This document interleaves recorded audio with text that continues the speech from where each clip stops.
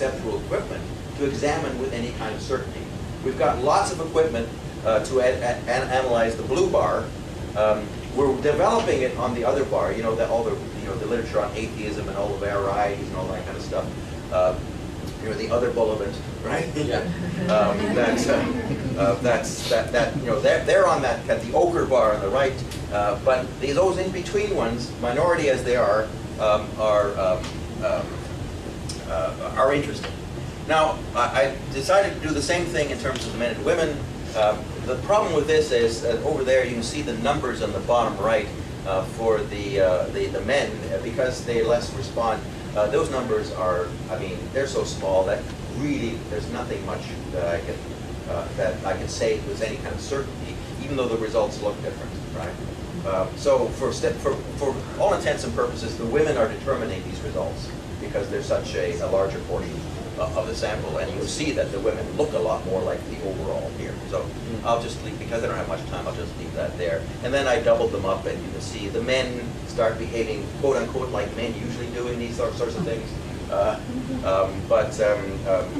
Overall, you can see that the patterns are dominated by the larger portion of the sample. And this is the way it goes. Okay.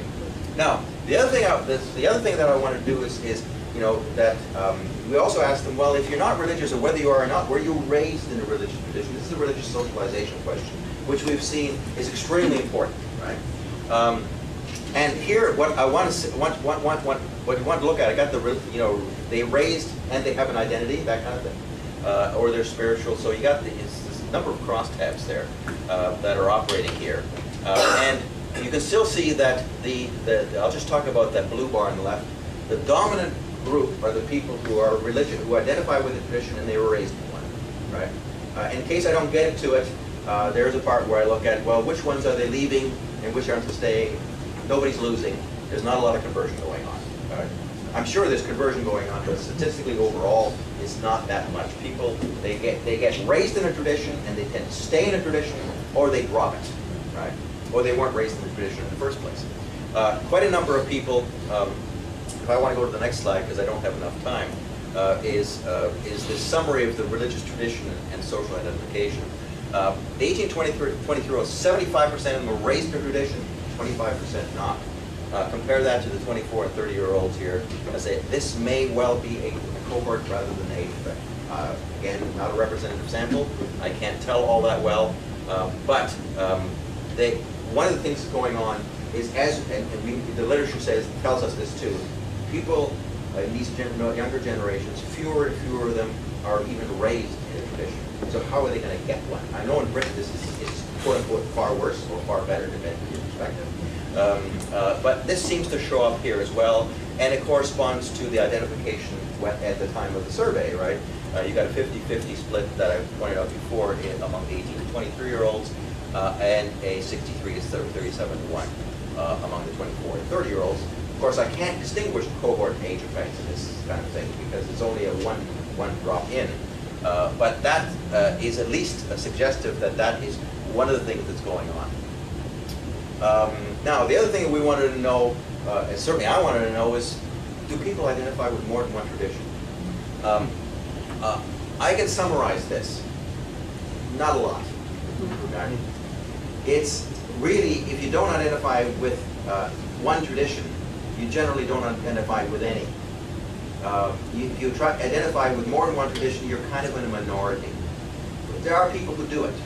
In fact, but to give you one, this guy we've interviewed already, he's actually a graduate student at this university, as it turns out. He doesn't identify with one tradition, he identifies with all of them, right? The R5, the big religions, he's a member, he's an adherent to all of them, right? So in that sense, what are you talking about here, right? You're basically you're saying eclectic. In other words, the distinctions between the religions really don't mean that much for you. And that's more the kind of trend that we seem to find, is that there are few multiple identifiers, but the identifiers tend to be either one or none. Right? That doesn't mean that there isn't an awful lot of complexity in there, and there is, and I don't think I had I had time to kind of analyze all that complexity, because the complexity is, well, what do you mean with your identity, right? inside that stuff that there is all that complexity that I simply can't get at yet, but I really, all of a sudden I look at it, actually, the screen's actually working. So this is a summary of which traditions are losing, and the answer is none of them, or all of them, depending on how you want to look at them. And I mean, Reg's summarization of it yesterday was probably fairly accurate in terms of that kind of consistency. So, conclusions. Spirituality is more popular than religious. I put it that way expressly. It's more popular than religious. Right? It's not what that actually means. I can't tell you. Most religious people are also spiritual. So, where does spirituality locate dominantly in our society? Among the people who are also religious. It's like the people who watches religious television, the people who go to church, that kind of thing, for the most part. There's a good portion of SBNRs, 20% in our sample. No religion, 25, and very few of that other category. So 70% of the sample is spiritual, only 55% is religious, and you can read the other line as well. Religious people who say they're religious, who identify with one religion, is still the largest group. Right? Again, what they mean by that, the details of that, that's an entirely different question. Yeah, but in these particular subgroups, they're still the largest group, but they're not the majority. They're the plurality. They're the single largest group, which is a different situation we can surmise than it was when I was an 8-year-old, right, back in the 1950s, right? But it's always a surmising. Was it really all that different back then? The classic religious identities I'm calling here are now in the minority, and in these age groups, especially the younger one, and if this is any at all indicative, it's going in that direction. There's a possible cohort effect. Fewer people raised in religion, fewer are religious. That's verifying other kind of research that's been done. But multiple religious identities are actually not that common. So I'm going to reverse my decision to try to convince Stats Canada to allow multiple answers to the religion question. I'm going to figure some other way to kind of complexify it, right? I may ask you, well, what religion are you? Does that mean anything to you, right? How important is it, that kind of thing, right? I'm not sure.